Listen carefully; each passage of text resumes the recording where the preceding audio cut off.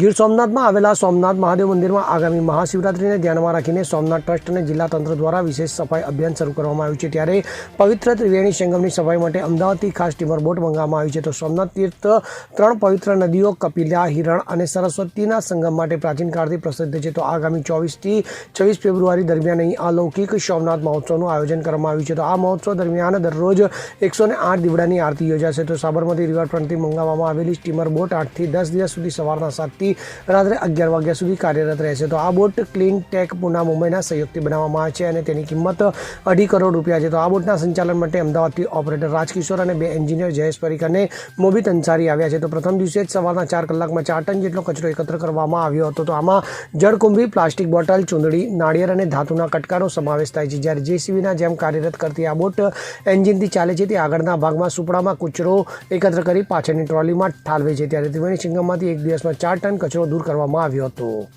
Bureau report, CN24 news.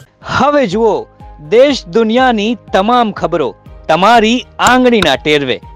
ઉઠાવો mobile અને Google play store પરથી ડાઉનલોડ કરો અમારી CN24 ન્યૂઝ મોબાઈલ એપ।